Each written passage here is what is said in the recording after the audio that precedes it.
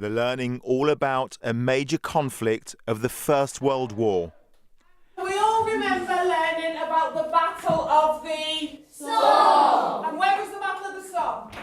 1916. For many people, the Battle of the Somme symbolised the horrors of warfare in the Great War.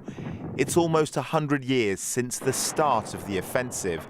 As British soldiers advanced, they were mown down by machine gun and rifle fire. Youngsters from Maplewell Hall School at Woodhouse Eaves in Leicestershire are keen to find out more. We will accept your question and answers regarding the Battle of the Somme. So who would like to go first? How many people were killed? On the Somme, over 400,000 Commonwealth and British soldiers were killed over the 4 months of the Battle of the Somme. What sort of diseases were there? You've got a thing called trench foot, which is where the foot got so wet and never dried, and it would go very unpleasant. And there were lots of rats in the trenches, and they didn't have proper food, so scurvy and that sort of thing was prevalent. Jim Bolton from De Montfort University is preparing a roll of honour of all the Leicestershire soldiers who died.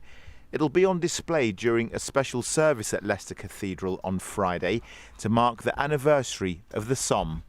It has been at the back of my mind that, you know, although this has been such a big task, each entry that I put in was someone's life that they sacrificed for this battle. It dawns on you the sheer numbers of people that were lost. I think it was 60,000 people on the first day. Basically, it started because of the colonialist powers in Germany.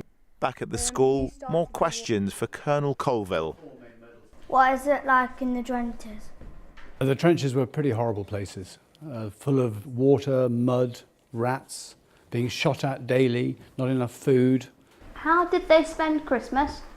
In the trenches. And if they were lucky, they got a parcel from home. If they weren't lucky, they had to share with their mates. And there is the one story you'll know of the English troops and the German troops playing football in no man's land. Really? That must be weird. Children have also been busy making a logo for commemorative events marking the centenary. They've been working with a heritage-funded project called Century of Stories on their special design.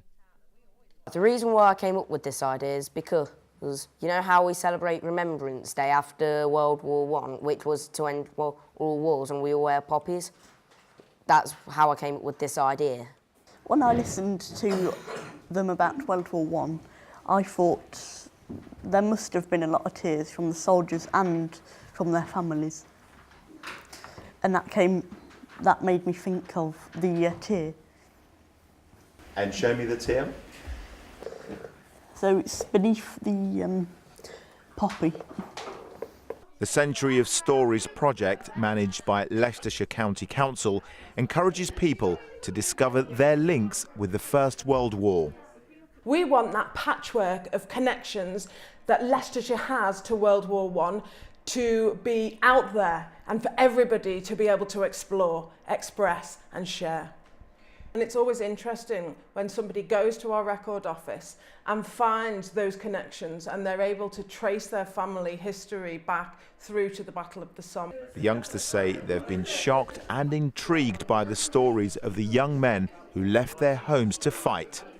What's the most fascinating thing you've learned so far?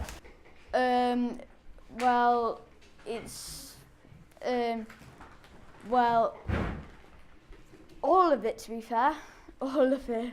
Some of the soldiers were very, very young, weren't they? What do you think that would have been like for somebody so young, maybe just a few years older than you?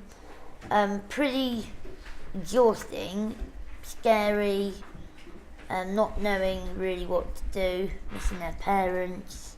Pretty scary when you're not sleeping in your own bed, or indeed in your own house, to be honest.